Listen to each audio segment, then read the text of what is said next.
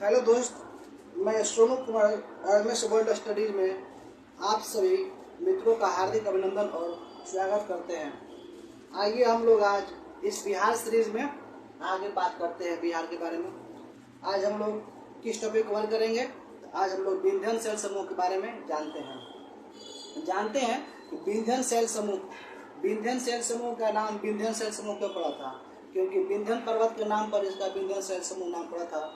ये गंगा और दक्कन के बीच में विभाजक के रूप में कार्य करती है। कौन? तो विंध्यन सेल समूह। इसी के कारण हम लोग इसका नाम विंध्यन सेल समूह पड़ा था।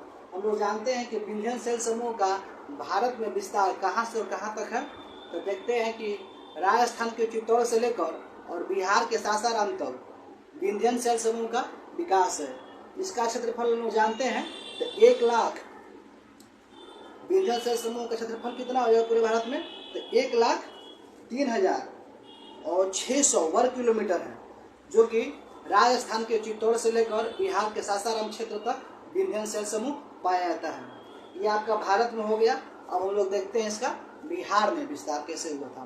तो बिहार में इसका विस्तार के बारे में देखेंगे। तो बिहार जैसे हम लोग जानते हैं तो कुडप्पा क्रम के बाद विंध्यन सेल समूह का विकास होता है। तो कुडप्पा क्रम का विकास कैसे हुआ था? तो कुडप्पा क्रम का विकास धरवार सेल समूह को टूटने और निक्षेपण के बाद कुडप्पा क्रम का विकास होता है। और कुडप्पा क्रम के विकास के निक्षेपण और साधन के बाद विंध्यन सेल समूह का विकास हुआ था। तो वही देखते हैं कि विंध्यन सेल समूह बिहार में किन किन जिलों से होकर गुजरता है।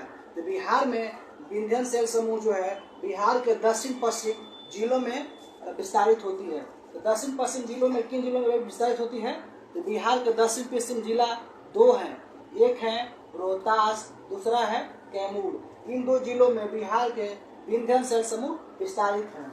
आइए हम लोग जानते हैं विंध्यन सेल समूह की संरचना बिहार में कैसे है। तो हम लोग जैसे कि जानते हैं कि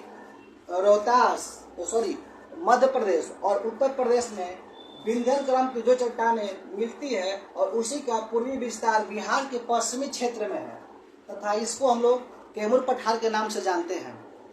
कैमूर के पठार के नाम से हम लोग जानते हैं तथा इसका क्षेत्रफल 1280 वर्ग किलोमीटर है। जैसे कि हम लोग जानते हैं मध्य प्रदेश तथा उत्तर प्रदेश में विंध्यन क्रम की मध्य प्रदेश और उत्तर प्रदेश में विंध्यन क्रम की जो चट्टानें पूर्वी में विस्तारित है। जैसे कि पूरब में इधर हो गया, तो पूरब में जो हो गया, इसीलिए लोग देखते हैं कि मध्य प्रदेश और उत्तर प्रदेश में जो विंध्यन क्रम की चट्टानें मिलती हैं, उन्हीं का पूर्वी विस्तार बिहार के रोहतास और कैमूर में पाया जाता है। उसी के बारे में बता रहा है कि पश्चिमी क्षेत्र कैमूर का पठार क्षेत्र कहते हैं। कैमूर का पठारी क्षेत्र कहते हैं। विंध्यन सेल समूह में ही कैमूर का पठार मिलता है। विंध्यन सेल समूह में ही कैमूर का पठार पाया जाता है। और कैमूर का पठार का क्षेत्रफल कितना है? तो कैमूर का पठार का क्षेत्रफल है 1280 वर्ग किलोमीटर। कैमूर का पठार क्षेत्रफल कितना है? तो कैमूर के पठार का क्षेत्रफल 1280 वर्ग किलोमीटर है। आइए हम लोग जानते हैं कि नीस और ग्रेनाइट धरवार एवं विंध्यन क्रम की चट्टानें प्री-कैम्ब्रियन काल से संबंधित है। नीस और ग्रेनाइट धरवार विंध्यन क्रम की चट्टानें प्री-कैम्ब्रियन काल से संबंधित है। और नीस तथा ग्रेनाइट और धरवार युग की जो चट्टानें हैं वो गया, नवादा, मुंगेर आदि में पाए जाते हैं। तो हम लोग देखते हैं कि जो नीस, ग्रेनाइट और धरवार युग की चट्टानें बिहार में कहाँ मिलती है? तो बिहार में धरवार क्रम की चट्टानें बिहार के दक्षिण पूर्वी जिले में प्राप्त किया जाते हैं। धरवार क्रम की चट्टानें कहाँ मिलती है? नीस और ग्रेनाइट और धरवार क्रम की चट्टानें बिहार में किस जिले में पाए जाते हैं? अधिकतर बिहार के दक्षिण पूर्वी हिस्सा में पाया जाता है। बिहार के अधिकतर दक्षिण पूर्वी हिस्से में पाया जाता है। इसी क्रम में खड़गपुर की पहाड़ी है। धरवार की चट्टान में ही धरवार क्रम की श्रेणी है, इसी में ही खड़गपुर की पहाड़ी पाया जाता है। अब पूछ लेते हैं कि धरवार क्रम की चट्टानें किन प्रमंडलों में पाया जाता है? तो धरवार क्रम की चट्टानें हो जाएगा आपको मगध प्रमंडल, मुंगेर प्रमंडल और भागलपुर प्रमंडल में। मैक्सिमम इसी प्रमंडल में धरवार क्रम की चट्टानें पाया जाता है। चलिए आगे देखते हैं। कैमूर के पठार है वो प्राचीन औषधि गिल्टी से लेकर सूक्ष्म कड़िए बालूकाष्ठ में चट्टान फ्लैग चट्टानें, बलुआरी गाद चट्टानें, चूना पत्थर, क्वार्जाइट, ब्रेसिका और पर्सनाइट चट्टानों से निर्मित हुई है। हम लोग देखते हैं कि जो कैमूर का पठार है किस चट्टानों से निर्मित होता है, किन किन चट्टान पाए जाते हैं उसमें। तो वो कैमूर के जो पठार है उसमें हम लोग देखते हैं तो बलुकास्म चट्टान, फ्लैग चट्टान, बलुआई गाद चट्टान, चूना पत्थर, क्वार्जाइट, ब्रेसिका, पर्सनाइट चट्टान से निर्मित है। ठीक है, और आगे देखते हैं विंध्यन समूह की चट्टानों दो वर्गों में विभाजित किया गया है। विंध्यन समूह के चट्टानों को दो भागों में बांटा गया है। पहला को बोला गया है निम्न विंध्यन समूह की चट्टानें। विंध्यन समूह को दो भागों में बांटा गया है। पहला है निम्न विंध्यन समूह की चट्टानें, दूसरा है ऊपरी विंध्यन समूह की चट्टानें। तो लोग देखते हैं पहला निम्न विंध्यन समूह की चट्टानें। तो निम्न विंध्यन समूह की चट्टानों को भूगोल शास्त्रियों का मत है कि यह चट्टान बड़ी नदियों के मुहाने के निकट जमे हुए पदार्थों से बनी होती है। भूगोल शास्त्री क्या कहते हैं कि निम्न विंध्यन समूह की जो चट्टान है यह बड़ी नदियों के मुहाने से निकट जमे हुए पदार्थ से बनी होती है। जो बड़ी नदियां हैं उसमें जमे हुए निक्षेप या पदार्थ से बने होते हैं निम्न विंध्यन समूह की चट्टानें। तथा इसके अंतर्गत सेमेरी क्रम की श्रेणियां आती है। इसके अंतर्गत श्रेणी क्रम की चट्टानें पाई जाती हैं। और लोग देखते हैं कि श्रेणी क्रम की चट्टानें बिहार में कहाँ पाई जाती है। तो श्रेणी क्रम की चट्टानें बिहार के दक्षिण में ऊपरी रोहतास में पाई जाती है। तो रोहतास में कितना कहाँ पाई जाती है, तो रोहतास को ऊपरी हिस्सा में पाया जाता है। रोहतास जिला के ऊपरी हिस्सा में पाया जाता है। और यह सेमेरी क्रम की चट्टानें प्रमुख यहाँ पर हम लोग चूना पत्थर पाते हैं। सेमेरी क्रम के चट्टानें हम लोग किसका अधिक बहुलता होती है, तो चूना पत्थर की प्रमुख यहाँ पर बहुलता होती है। आइए हम लोग इसी क्रम में आगे देखते हैं ऊपरी विंध्यन समूह की चट्टानें। हम लोग निम्न विंध्यन समूह की चट्टान पढ़ लिए, अब लोग देखते हैं ऊपरी विंध्यन समूह के चट्टानें। ऊपरी विंध्यन समूह यह प्राय नदियों की घाटी में एकत्रित होने वाली निक्षेपों से बनी है।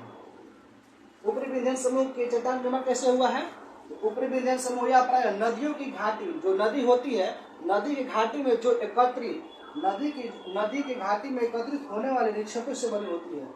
नदी की जो घाटी होती है उसी में एकत्रित होने वाली निक्षेप या अवसादों से बनी होती है कौन चट्टान, तो ऊपरी विंध्यन समूह की चट्टानें। तथा इसमें बलुआ पत्थर, क्वार्जाइट, कैलोमेट आदि चट्टानें प्रमुख होती है। ऊपरी विंध्यन समूह में कौन कौन चट्टानें पाई जाती है, तो इसमें पाया जाता है बलुआ पत्थर, क्वार्जाइट, कैलोमेट आदि चट्टानें इसमें प्रमुख होती है। और यहीं पर, और ये जो है किस जिला में स्थित है, ये भी रोहतास और कैमूर जिले में ही स्थित है। अब देखते हैं कि ऊपरी विंध्यन समूह में ही 60 से 90 सेंटीमीटर मोटी परत पाई जाती है पैराइट की। ऊपरी विंध्यन समूह में ही 60 से 90 सेंटीमीटर मोटी परत पाई जाती है पैराइट की। और पैराइट का उपयोग भारत में सबसे अधिक बिहार में किया जाता है। उपयोग मतलब उत्पादन सबसे अधिक बिहार में होता है। कितना परसेंट, तो 75% हिस्सा बिहार में होता है। और बिहार में कहाँ, तो बिहार के रोहतास जिला में और कैमूर जिला में पाया जाता है। और पैराइट से क्या बनाया जाता है, तो पैराइट से सल्फ्यूरिक अम्ल का निर्माण किया जाता है। पैराइट से क्या बनता है, तो सल्फ्यूरिक अम्ल का निर्माण होता है। आइए हम लोग देखते हैं मैप में विंध्यन समूह कहाँ है। तो मैप में देख लीजिए विंध्यन समूह आपका ये उत्तर हो गया, ये दक्षिण, ये पूर्व, ये पश्चिम। तो लोग देखते हैं कि उत्तर दक्षिण पूर्व पश्चिम। तो दक्षिण पश्चिम में क्या पाया जाता है, विंध्यन शैल समूह। अब विंध्यन शैल समूह में क्या मिलता है, कैमूर का पठार, जो कि रोहतास जिला में और कैमूर जिला में विस्तारित है। ठीक है दोस्त, यही था हमारा विंध्यन शैल समूह। यही बिहार में इतना विस्तारित है। यही पर हम लोग विंध्यन शैल समूह के बारे में बातें को अंत करते हैं। और आपको बताना है, कमेंट करना है कि आप लोग विंध्यन शैल समूह के बारे में कितना आज बातें सीखे हैं। और आप फेसबुक पर देख रहे हैं तो फॉलो कीजिए, यूट्यूब पर देख रहे हैं तो सब्सक्राइब कीजिए और कमेंट कीजिए और शेयर कीजिए। Thank you Mitra.